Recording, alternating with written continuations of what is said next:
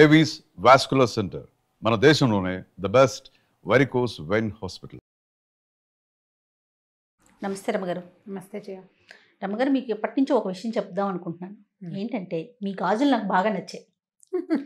చాలా బాగా చక్కగా సింపుల్గా గుండ్రంగా ఎక్కడ ఒత్తుకోకుండా ఇవి చూసినప్పుడల్లా నాకు ఒక విషయం గుర్తుకొస్తా ఉందండి. అమ్మ బంగారం ఇవి ఆవిడ చనిపోయాక ఎవరికి వెళ్తుంది అంటే ఎవరు తీసుకుంటారు? సాధారణంగా మనకి తెలిసినంత వరకు, అంటే నాకు తెలిసినంత వరకు అమ్మకు సంబంధించిన ఆభరణాలు కానీ బంగారం కానీ ఏదైనా కూడా ఆడపిల్లలు తీసుకుంటారు. మరి మీరు అంటే మీకే ఎలా తెలుసు? మీరేమంటారు దీనికి? మామూలుగా తల్లి బంగారం ఆడపిల్లలకి అని ఒక మాట, ఒక విధానంగా చెప్పుకుంటారు. ఇదివరకు కూడా అలాగే ఉండేది. ఎలా చేసేవాళ్ళు అంటే తల్లికి పుట్టింటి నుంచి సంక్రమించిన ఆస్తి ఏదైనా పసుపు కుంకాల కింద ఉంటే స్త్రీధనంగా ఆవిడకి లభించింది. పుట్టింటి నుంచి పసుపు కుంకాలకని ఓ 2 ఎకరాల పొలమో, ఓ ఎకరం పొలమో, ఒక కుంట పొలమో, ఓ చిన్న స్థలమో, కొంత డబ్బు, అది ఆమె తర్వాత ఆమె ఆడపిల్లలకి సంక్రమించేలాగా. ఇవేంటంటే ఆడవాళ్ళకి సెక్యూరిటీ కోసం ఏర్పరిచిన విధానాలు. పెళ్ళిళ్ళలో వరకట్నాలు అవి వచ్చాక అంటే కన్యాశుల్కం అప్పటి పరిస్థితి ఒకటి కదా. కన్యాశుల్కం నాడు కూడా ఆడపిల్లలకి ఏదో కొంత ఆస్తి అవి సంక్రమించడం చేసేవాళ్ళు. అప్పుడు ఈ భర్తలు మరణించిన, భర్తలు వదిలేసిన, లేకపోతే భర్తల తదనంతరం పిల్లల పోషణలో ఉండవలసి వచ్చినప్పుడు వీళ్ళకి భోజన భాజనాదులకి, తర్వాత ఏమో ఏదైనా ఆరోగ్యపు సమస్యలు, తర్వాత వాటికి తదనంతర క్రియలకి అవస్థ పడకుండా స్త్రీధనం కింద కొంత ఏర్పరిచి ఖచ్చితంగా ఉంచేవాళ్ళు. ఇప్పుడు ఇవ్వగలిగేవాడు వాళ్ళైతే, ఇవ్వలేని వాళ్ళకి అసలు ప్రశ్నే లేదు కదా. ఇప్పుడు ఈ తల్లుల ఆస్తుల్ని వాళ్ళ తదనంతరం ఆడపిల్లలకి ఇస్తే ఆ తర్వాత పిల్లలకి అవి ఆస్తిగా అలా ఉంటాయని ఒక విధానంగా చేసేవాళ్ళు. తర్వాత ఇప్పుడు తల్లి దగ్గర బంగారం ఉంది, అమ్మగారు మరణించిన తర్వాత ఆడపిల్లలకి చెందుతుంది అంటారు. ఇది పాయింట్ సాధారణంగా అన్ని చోట్ల జరిగేది. అయితే ఇప్పుడు తల్లిని ఇండియాలో వదిలిపెట్టి ఫారిన్ వెళ్ళిపోయిన కూతురు, తల్లిని చివరిదాకా చూసుకున్న కోడలు ఉన్నారనుకుందాం ఒక కేసులో. ఇప్పుడు ఎవరైతే ఈమెని లాస్ట్ మినిట్ దాకా సాకారో ఆ కోడలికి ఏమి ఇవ్వకుండా బంగారం కూతురికే ఇవ్వాలంటాం ఏమిటో అన్యాయంగా అనిపించదు? అంతే కదండి. ఆవిడే చూసుకుంది బాగానో ఓగానో, కూతురు అసలు దగ్గరే లేదు, తనకు అవకాశం లేదు. తనకు అవకాశం లేదు. వీళ్ళు దగ్గర ఉన్నారు. ఈ దగ్గర ఉన్నప్పుడు కోడలికి కూడా కొంత భాగం ఇవ్వటం, తల్లి వస్తువు కింద అమ్మాయికి ఇచ్చిన కోడలికి కూడా 50-50 చేయటం ఈ రోజుల్లో చాలా చోట్ల కనిపిస్తుంది. తల్లులు చాలామంది ఏం చేస్తున్నారు, కొంత వయసు వచ్చాక పెద్దవాళ్ళు అయిపోయాక నాకు ఇంత బంగారం ఎందుకు అని ఒంటి మీద ఏదో 1-2 వస్తువులు ఉంచుకొని మిగిలిన బంగారాన్ని 2 వాటాలు చేసి కోడలకు ఒక భాగం కూతురుకో భాగం ఇచ్చేసే తెలివిగల వాళ్ళు కూడా ఉన్నారు. ముందుగానే తదనంతరం అనేసరికి ఇష్యూలు వస్తాయి కదా. ఇష్యూస్ రాకుండా తన పిల్లలు కొట్టుకుని వాళ్ళు ఈ బంగారాల మీద మాట్లాడుకుని ఆడవాళ్ళిద్దరూ చెరో పక్కకి లాగి పిల్లలు సెపరేట్ అయిపోకుండా ఉండడానికి ఒక ప్లాన్. ఇంకా కొంతమంది అమ్మాయికి ఇవ్వదలుచుకుంది ఏదో అది ముందే ఇచ్చేసి ఈ ఒంటి మీద ఏది ఉందో అది మీ కోడళ్లకో మనవరాళ్లకో ఉండేలాగా ఏర్పరిచే తెలివిగల వాళ్ళు ఇంకొంతమంది. ఇంకా కొంతమంది తెలివిగలిగిన వాళ్ళు మనవరాళ్ళకి రేపొద్దున కూతురు పిల్లలకి పెట్టవలసినవి కూడా ఏర్పరిచి పెట్టేవాళ్ళు కూడా ఉన్నారు. ఇది సిద్ధాంతీకరించకూడదు అని నా ఉద్దేశం. నాకు మీరు ఒక వ్యాలిడ్ పాయింట్ చెప్పినప్పుడు ఎవరైతే ఈవిడ్ని చూసుకుంటారో వాళ్ళకి వెళ్ళటం అనేది అది కరెక్ట్ అయిన ఇది కదా, అది సజావుగా జరిగినట్టు. ఇప్పుడు తల్లి తదనంతరం బంగారం కూతురికే ఇవ్వాలి అని సిద్ధాంతీకరించారు అనుకుందాం. ఆ కూతురు ఎక్కడో దూరంగా ఉన్నారు, లేదా ఆమె బాగా లేమిలో ఎక్కడో ఏదో ఉంది, కోడలు కొంచెం గద్దరిది పోట్లాడుకోరు, ఆమె ఇవ్వకపోతే సిద్ధాంతం ప్రకారం లీగల్గా ఇదేం కుదరదు కదా. ఇప్పుడు లీగల్గా ఏ వ్యవహారాలు కుదురుతాయి? ఏదో పొలాలు స్థలాలు తల్లి పేరు మీద ఉంటే ఆ కూతురు సంతకం లేకుండా వీళ్ళు అమ్మలేరు, ఈ సిద్ధాంతం కుదరదు. ఈ బంగారము వస్తువులు, అమ్మ పెట్టుకున్న ఉంగరము, మెళ్ళ ఉండే గొలుసు, ఆవిడ దాలకు వెండి చెంబు, వాటి మీద సిద్ధాంతాలు కుదరవు కదా. అంటే లీగాలిటీ కూడా అక్కడ వర్కౌట్ కాదు. సమన్యాయం మీదే మనం మాట్లాడుకోవాలి కూర్చొని. కుమారులు పుత్రికారత్నాలు ఎవరుంటే వాళ్ళు కూర్చుని మాట్లాడుకోవాల్సింది. తల్లులు తెలివిగా గనక ముందే ఆలోచన, నేను పెద్దదాన్ని అయిపోయాను అనుకున్నప్పుడు నాయన అని కోడల్ని కూతుర్ని అందరినీ నలుగురిని కూర్చుని దగ్గర పెట్టుకుని నా తదనంతరం ఈ అమ్మాయికి ఇవ్వండి, మీరు ఇవి తీసుకోండి నాయన అని ఒక మాట చెప్పేశారనుకో, ఇది కూడా బాగానే ఉంటుంది. ఇవాళ రేపు రమ్మగారు ఆస్తిపాస్తులను కూడా ఎవరైతే తమని చివరి దశలో చూసుకుంటున్నారో వాళ్ళకే ఇస్తున్నారు. కొడుకైతే కొడుకు, కూతురైతే కూతురైతే కూతురు, మనవళ్ళు మనవరాళ్ళు చూసుకుంటున్న వాళ్ళకు వాళ్ళకు కూడా కూడా ముందుగానే ఇస్తున్నారు కదండి. ఇచ్చేస్తున్నారు. ఆ అది- పద్ధతిని చూస్తున్నాం మనం. ఇది తెలివిగల పద్ధతులు అవన్నీ కూడా. అవునండి. ఇప్పుడు బంగారం అవి కూతురికి ముందే అప్పచెప్పేశారనుకో, కూతురు తీసుకెళ్ళలేని పరిస్థితి ఉంటుంది. ఆవిడ కోడల దగ్గర ఉండిపోతే కోడలు ఏమంటుంది, బంగారం అంతా నీ కూతురికి ఇచ్చావు నేను ఎందుకు చూడాలి అంటారు కదా. అవును. అవి ఎలాగో వస్తాయి. అందుకని పూర్తిగా ఆ రకంగా చేయకుండా తెలివి తక్కువగా. ఇంకొక పాయింట్ కూడా రేస్ అవుతుందండి. Hmm. ఇప్పుడు ఈవిడ బాగోగులు మొత్తం కోడలు కొడుకే చూసుకుంటున్నారు అనుకోండి.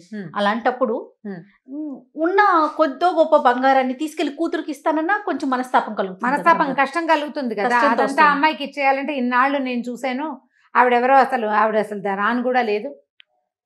అప్పుడు ఎలా అప్పచెప్పేస్తాము అని వీళ్ళకి, అంటే అప్పచెప్తారు పోనీ నలుగురికి వెరిచి లోకాపవాదానికి వెరిచి అప్పచెప్పినా కూడా కష్టం పోదు. మనసులో కష్టం ఉంటుంది. ఇప్పుడు ఆడపిల్లలకి ఏమని ఉంటుంది, సిద్ధాంతం ప్రకారం మా అమ్మ బంగారం నాది అని చిన్నప్పటి నుంచి ఫిక్స్డ్ గా ఉంటారు. మా అమ్మ వస్తువులు నాయి, మా అమ్మ బంగారం నాది ఉంది. చేస్తే చేసింది, పెద్ద ఉదరిచిందా, మా నాన్న ఆస్తంతా వీళ్ళు దెబ్బ తినలా, ఇలాంటి మాటలు వస్తాయి.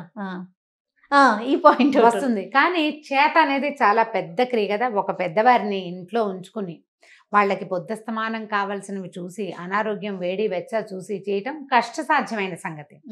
ఇప్పుడు అంత కష్టపడినప్పుడు వదిన మా అమ్మని చూసింది అనే సన్నికర్షం మనం కూడా ఫీల్ అవ్వాలి. ఆడపిల్లలు కూడా అంతే. ఈవిడ చూసింది, ఇది మొత్తం అంతా పట్టుకెళ్ళటం ఎందుకు అని సగం చెరిసగం చేసుకుంటామని ఆడవాళ్ళు కూడా భావిస్తే బాగుంటుంది. భావిస్తారు, భావించరు. ఒకవేళ వాళ్ళు భావించినా వాళ్ళ భర్తలో వాళ్ళ అత్తగారిలో భావించకపోవచ్చు. మేమ బంగారం అంతా నీదేనండి. ఇది సిద్ధాంతీకరించబడింది కొన్నేళ్లుగానే చేయాలి. కొంచెం మార్పు గనక తీసుకొచ్చుకోగలిగితే ఈ రోజు మన ఇంట్లో మనకెలాగో మనం వెళ్ళిన ఇంట్లో కూడా అదే ఫాలో అందరం అదే క్రమంలో ముందుకెళ్ళాలి. ఇప్పుడు ఇందులో మళ్ళీ ఇంకొకటి ఉంది కదా. ఇప్పుడు వీళ్ళు ఆడపిల్లలకి ఇలా ఇచ్చారనుకో, కోడలు ఒప్పుకుంటుంది, అమ్మాయికి సగం నాకు సగం ఇచ్చారు బాగానే. ఆవిడ పుట్టింట్లో ఆవిడకి ఇవ్వలేదనుకో, అక్కడ సమస్య. అప్పుడు ఆవిడ కష్టం దోస్తుంది. ఇది ఎక్కడిదక్కడే కట్ చేసుకోవాలి చేయ. ప్రతిదీ చూడండి, లాగితే ఏమి ఉపయోగం లేదు. మానవ సంబంధాలు దెబ్బతింటాయి. ఈ కాస్త బంగారంతో వచ్చిందా మనకి అని ఒక చిన్న భావన ఏర్పరచుకుంటే ఏమి ఇబ్బంది లేదు. మా అమ్మది నాకే అని అనుకుంటారు కొంతమంది. ఈ ఐడియాలజీని కొంచెం మార్చుకోవాలి ఈ రోజులకి సరిపడా. నేను ఇంత కష్టపడ్డాను కదా అన్న భావన తనకి, ఈ అమ్మాయికి ఉంటుంది కదా. ఒక్కొక్కళ్ళు ఉంటారు కోడళ్ళు అసలు మొహాలు కూడా చూడరు. అత్తగారి నోట్లో నీళ్లు పోసేది కూడా ఉండదు. కానీ మా అత్తగారి బంగారం నాకు రాకుండా పోతుంది అని ఏడుపు మాత్రం ఉంటారండి. వాళ్ళు ఏం చేయరు, కూతురే కనుక్కుంటూ ఉంటుంది, కూతురే చూసుకుంటుంది. లేదా చూసుకోదు, కూతురు కూడా కూతురు దారిని కూతురు ఉంటుంది. బాధ్యత తీసుకోవాల్సిన కోడలు ఏమీ చెయ్యదు. కానీ వస్తువుల మీద ఆశ ఉంటుంది, వస్తువు మీద ఆశ ఉంటుంది. నువ్వు మానవ సంబంధాలు మెరుగుపరుచుకుని తీసుకో, చక్కగా మర్యాదగా హుందాగా ఉంటుంది కదా. బాగా చేసాం, చెరుసగం తీసుకున్నాం. లేదా ఈ అమ్మాయి బాగా చేసింది, మా అమ్మ బంగారం మొత్తం నేనేం తీసుకుంటాను, మా అమ్మని చూసుకుంది కదా అని ఇచ్చేసేయచ్చు. తల్లులు కనుక తెలివిగా ఉంటే ఇది కరెక్ట్ బాగుంటుంది. ఎట్లా చేయొచ్చు, ముందే అమ్మాయికి ఇవ్వదలుచుకుంది అమ్మాయికి ఏర్పరిచి పెట్టేసేయండి. ఎంత ఉంటే అది, ఏది ఉంటే అది. ఆ మాట మీ చుట్టాల్లో పక్కాల్లో చెప్పండి, ఫలానాది నా తదనంతరం ఈ వస్తువు మా పిల్లకి ఇవ్వదలుచుకున్నా, ఈ వస్తువు కోడలికి ఇవ్వదలుచుకున్నాను అని ముందే చెప్పేస్తే తర్వాత తగాదాలు ఉండవు. ఒక కాగితం ముక్క రాసి పెట్టడం, కొడుక్కి కూతురికి చెప్పటం. అయినా కూడా మోసం చేసేవాళ్ళు బోల్డ్ మంది కోకొల్లలు. మోసాలు జరుగుతాయి. అయినా కూడా చెల్లెలకి ఏమి ఇవ్వకుండా మొత్తం అంతా తనే ఉంచుకునే అన్నదమ్ములు ఉన్నారు. మొత్తం అసలు అన్నయ్య మొహం చూడకుండా మొత్తం మా అమ్మదంతా నాకే, మా అమ్మ అంతా నాదేనని చెప్పింది అని అన్నదమ్ములు లేమిలో ఉన్నా కూడా వాళ్ళ మొహాలు చూడకుండా వెండి బంగారాలతో సహా ఊడలాక్కుని పోయి తల్లి చీరలు కూడా నాకే కావాలని లాక్కెళ్ళే కూతుర్లు ఉన్నారు. మీరు అన్నట్లు రమ్మగారు, కొంచెం చుట్టాలు పక్కాల్లో 1కి 10 సార్లు తల్లి చెప్పుకోవటం, నన్ను ఎవరైతే చూస్తారో చివరి దశలో వాళ్ళకి ఇస్తాను అనేది ముందుగా తను గనక చెప్పగలిగితే. చాలా మంది ఇళ్లలో ఏమవుతుంటే 2 అబ్బాయిలు ఉంటారు జయ. ఒకళ్ళు పెద్దవాడు లేదా రెండోవాడు ఎవరో ఒకళ్ళు తల్లితోటి సన్నికర్షగా ఉంటారు, దగ్గరికి పిలవరు.